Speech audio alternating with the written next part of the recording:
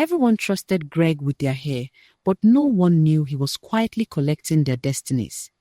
And in Lagos, where mirrors remember more than faces, that kind of death never stays hidden. In the heart of a busy Lagos neighborhood, where the sound of horns argued endlessly with street hawkers and the smell of fried snacks clung to the air, Greg's barbershop sat quietly, almost politely, among louder businesses. It was wedged between a phone accessories stall and a small corner shop run by an elderly woman who sold everything from sachet water to candles for power outages. The signboard above the shop read, "Greg's Touch, Clean God's Cleared Mind." The letters were simple, painted years ago, yet they never faded. Dust avoided the glass door like it had been warned.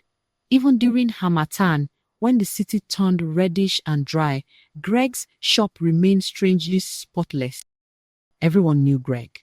He was friendly without being loud, disciplined without being proud. He remembered faces, names, and personal stories. He knew who liked conversation and who preferred silence. His hands were steady, his clippers gentle, his mirrors always clean enough to feel unforgiving. Men loved sitting in his chair. Women trusted him with trims. Teenagers came for confidence before dates and interviews. And something unusual followed them after they left. "I don't know how to explain it," said Daniel, a young electronics dealer, laughing nervously one afternoon. "Since I started cutting my hair here, customers just find me. My confidence just changed," added Michael, a ride-hailing driver, like something clicked. Another customer swore his relationship stabilized after years of tension. Someone else got promoted within weeks. The story stacked quietly, never loudly enough to invite suspicion, but clearly enough to be noticed. People joked that Greg's shop was lucky. Some said his hands were blessed. Others said his mirrors told people the truth about themselves. Greg only smiled when such things were said. "Clean place," he often replied, "clean energy." Yet small things began to feel wrong. The first thing people noticed without realizing they had noticed was the hair. In every other barbershop, hair behaved like it always had. It fell, it gathered, it clung to corners and shoes. But in Greg's shop, hair never touched the floor. Customers watched their reflections carefully.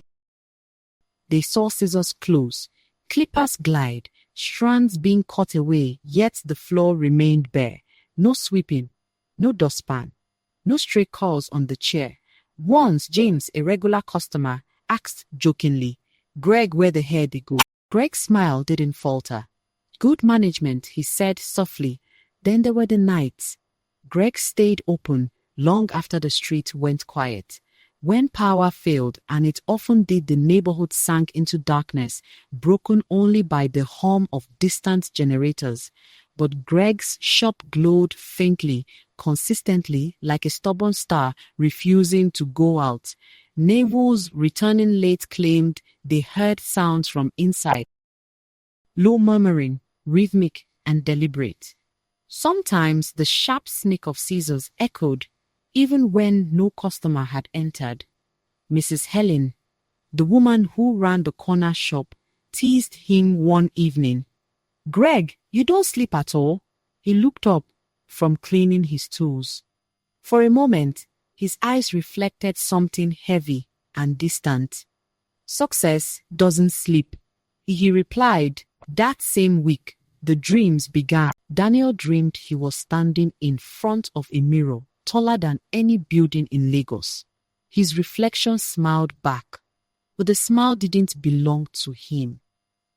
When he reached out, invisible scissors cut something behind his head. A voice whispered his name again and again until he woke with his heart racing. Michael dreamed he was driving endlessly through traffic that never moved. Every passenger had smooth faces, no mouths, no eyes. They pointed silently at his head, and the mirrors in his car began whispering names he didn't recognize. Others had similar dreams, shadows brushing their necks, reflections blinking out of sync, hair growing overnight then vanishing in clumps. During the day, people laughed it off. At night, sleep became uneasy. Then the losses began. Daniel's once busy shop grew quiet. Customers disappeared without explanation. Michael's car began failing repeatedly, though mechanics found nothing wrong. Another woman forgot important dates, then familiar routes, then names she had spoken her whole life. Still, no one blamed Greg, because Greg was rising. He bought a new car quietly. He renovated his shop with imported mirrors and chairs that reflected more than faces. His clothes sharpened, his posture straightened, yet something about him changed. His laughter grew thin. His reflection sometimes seemed slower than his movements, like it needed time to catch up.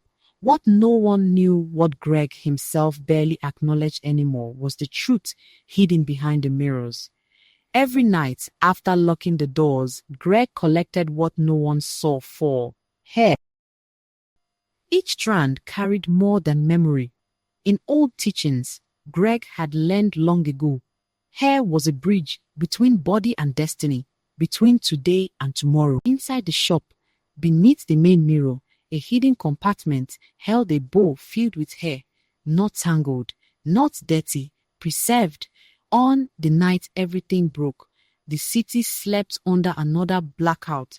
Greg stood barefoot inside a chalk-drawn circle, surrounded by mirrors facing inward. In his hands were scissors older than the shop itself.